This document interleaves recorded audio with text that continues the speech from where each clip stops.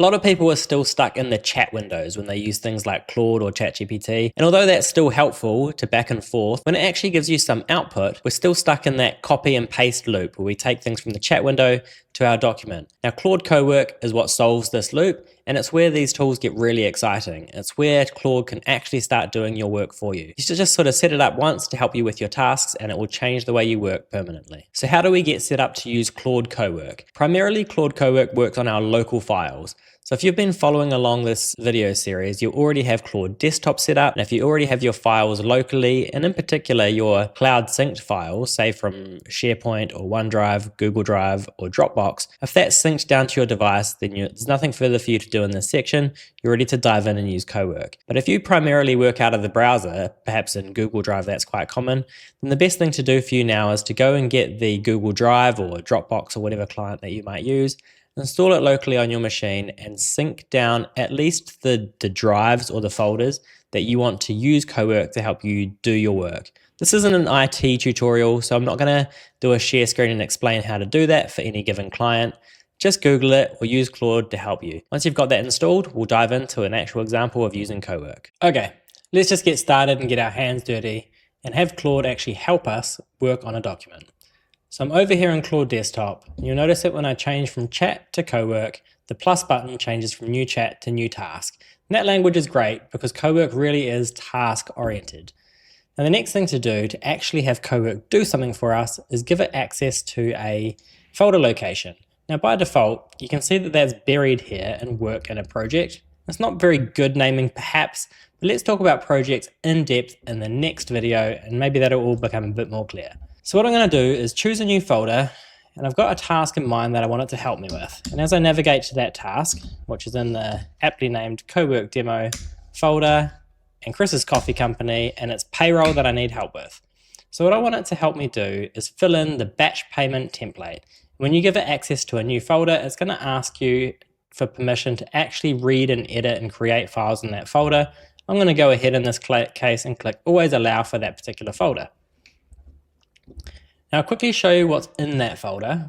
There's just really two files. This is an export of the payroll data from Xero, and this is the batch payment template for my bank. And it's pretty obvious that I just need to fill in the amount that the staff need to get paid. And you might be thinking, Kris, you could just copy and paste the information from one to the other and it's probably faster than an LLM. And that might be true, but the idea here is to show you what Claude can do, and hopefully that will trigger some inspiration on how you can apply it to a much more complicated scenario. Imagine I've got 15 columns to fill in from different documents, potentially with filtering and maybe adding information depending on that filtering. So long as I can describe the process to Claude, Claude's going to be able to do it. But let's just press on with this simple example. So I'll close that and dive back into CoWork. I'm just going to paste in a prompt so you don't have to watch me type or mistype. I'm just basically telling Claude exactly what I've just described to you. So from column A in the export, I want to fill in the amounts column in the selected recipients file. So let's just kick that off and see how Claude gets on. Great, looks like Claude's done and it looks like it's matched up all the recipients with their pay. Let's dive over into the document and validate what Claude's done. And I definitely recommend this step. Always validate the work. Otherwise, you're sending out something that you're not 100% confident in. And remember, you own the work that Claude does for you or with you. So that being said, let's jump in and we can see that the amounts are being filled out. So now I'm able to make my batch payment for payroll and all my staff are going to be happy. Great. Okay. Now let's delete this out because I want to take this one step further. Because you might be thinking, or maybe you're not thinking, that this prompt was quite long, and if you've got a multi-step set of instructions, do I really have to give all of those instructions every time? And of course the answer is no, and there's multiple ways around that. One of those ways is to convert what we have told Claude into a skill, and we'll touch on that soon. And there's another way in which we can store the context, especially with really complicated or broad instructions, or where there's a lot of context to share, we can store that directly into the folder itself.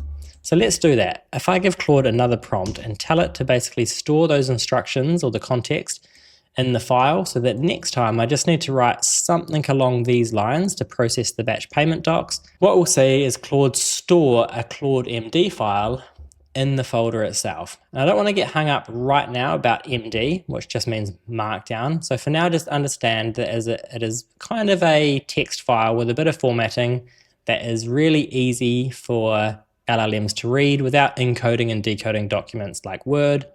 And Claude MD files, instructions or context that Claude as an agent will read so it understands what to do. Now it's created that file, and if we jump over into the folder and have a very brief look, I'll show it on the preview over here. You can see that the trigger phrase is process batch payment docs, or it's got a couple of other variations of that.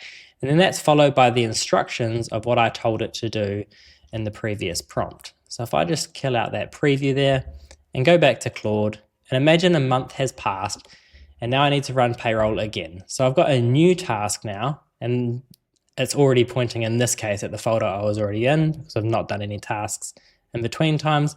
But let's just go ahead and tell Claude with the ambiguous instruction of process batch payment doc and see how it gets on. Awesome. Okay, so with that very simple prompt now, it looks like it's achieved the same goal. Hopefully you can see how that applies to perhaps a more complicated task that you need to do frequently. If I look at the selected recipients file, sure enough, the amount's all there. So in that example, we talked about custom instructions and context a couple of times. Before we move on, I want to dive into that a little bit. There's a few places that we can tell CoWork how to work. So in an earlier video in the series, under settings, we talked about the general custom instructions, which is just down here, about how you want the chat to interact with you. But we can get a little bit more specific and lay out on top of those custom instructions down here in CoWork and give CoWork its own set of custom instructions. I'm going to ideally try not to be too contradictory here, but for the purposes of this demo series, I'm saying that I run Hybrid Services NZ, sure, but I'm also going to talk a lot about Kris's Coffee Company, which is a fictitious company for the purpose of this series. And it goes on a little bit about my preferred formats, clearly on Microsoft. So we've got DocX and PowerPoint, that kind of thing. And we've got brand guidelines. By default, I want to use hybrid brand guidelines. But there's a clear exception. When I'm working in folders that are for Kris's Coffee Company, the hybrid branding doesn't apply. So that's going to be good for my CoWork instructions for this series. Let's save that. And the next thing I want to talk about is folder level custom instructions. As we talked about slightly during the practical example, I can have a Claude MD file stored at the folder level, and when I'm working in that folder, Claude will read those instructions. So we're getting more and more granular as we go down the tree. And for the purposes of Kris's Coffee Company, I've had a little bit of a back and forth chat to help me get my custom instructions in a nice format for Claude to understand. And that's a top tip. You can use Claude to help you cut to the chase. If you don't know how to structure these documents, Claude's pretty good at them. That being said, let's jump to the folder where I've stored my folder level instructions. You can see here in my top level folder for Kris's Coffee Company, I've got this Claude MD file, which we're going to get more and more familiar with.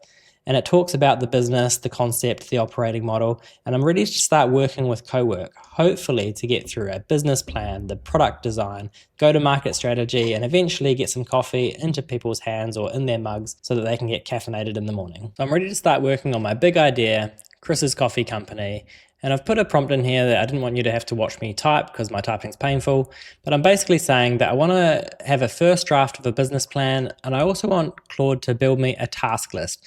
And I should actually just specify here, I want the task list to be kept in MD files because it's quickest for Claude to read that.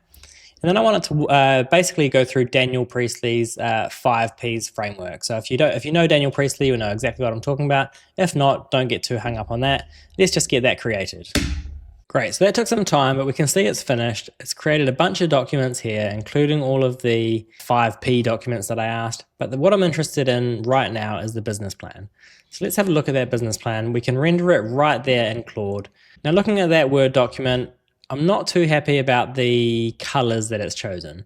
So let's give it some brand guidelines. So I'll just say I'm not too happy with that color scheme for the business.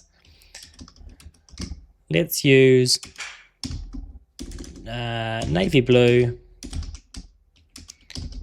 light gray, and white as our colors. Please update the business plan. And we'll let that correct the business plan for us. Okay, so Claude's given me some pushback about my color choices for a coffee company, but I don't care about that right now. The business plan's been rewritten with that color scheme in mind, kind of. So the next thing I wanted to show is that I want to capture that brand guideline for the coffee company as a skill. The reason why I want to capture it as a skill is because every time I write a document for this company, I don't want to tell it again about the color scheme. So if I capture it as a skill, the next time I make a document, it will follow the same color scheme and will have consistency throughout the documents for this business. So Claude's finished creating the skill, and it's pointed out some conflict that I've got in the claude.md file describing the old color palette, and I'll worry about cleaning that up later. For now, I just wanted to show you if I click the link here, I can see the skill and all the instructions, including the color palette here. The important thing that I wanted to show is if I just hit save skill, then it will install the skill for me. And I can see that if I go to manage skill. There's a few skills here. Here's the one that we just created, and this is a personal skill to me. There's also organizational skills that have been distributed to me from the back end at the organization, and there's a certain number of built-in skills that Claude comes back with. The important thing here is that we've got a Kris's Coffee Company branded personal skill installed now. So if I go back to my chat here and say, create a branded staff onboarding document, let's just say outline for now, have it create that, we should get another document that's now consistent with our brand guidelines. So Claude's made my staff onboarding outline. Of course, I've got no staff, so there's a bit of a pushback there from Claude about that. But the point is here that I just wanted to show the document that has the exact same structure and brand guidelines as the previous document.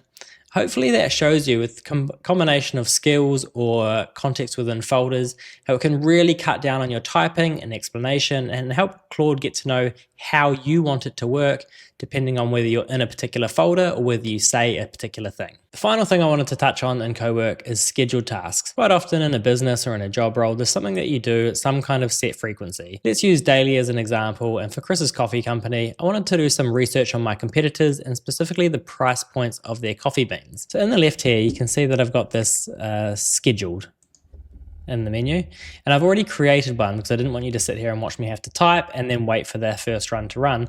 But if I just click create new task, it's pretty self-explanatory to fill out. We've got a name, a description, and then some instructions and a frequency, and of course the folder in which we're working in.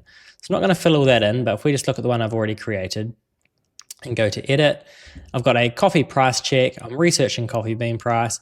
Then I've got a little bit of instructions. I want to create and maintain a historical pricing table, and I want to use the same data sources every time for consistency and the same brands. So I've gone ahead and set that to run daily at 10 a.m. and I've pointed it towards our folder that I want it to run in. And a couple of things to point out here. Your machine does need to be on for this to work because it is running in your desktop. It's not running in Claude's infrastructure. And so therefore I've chosen a time during my business day that I expect my computer to be on. So that being said, you can see I've run this task and it's created in my folder here, the coffee bean pricing history CSV. And if I open that up, it's gone ahead and done that. And I've got some pricing, or at least the first baseline run. And now every day at 10 a.m., I'm going to get that research. And later on, I could probably have Claude create some nice graphs showing me a trend of the coffee prices, perhaps indicating to me whether it's an industry worth being in. So hopefully that's helped you get a much clearer picture about CoWork and the sort of task-orientated nature of it, and also how to use context and skills to help you be more efficient and cut down on the back and forth with Claude, and of course use scheduled tasks to help you do your frequent tasks that you do at a particular cadence. In the next video, we're going to cover projects and how that layers on top of CoWork and helps you really organize all of those tasks. If this has been useful to you and you like the sort of no BS, no hype, and hopefully practical advice on how to actually adopt Claude into your business, give me a like and subscribe. It is massively helpful for me to make these videos. Until the next one, have a good one.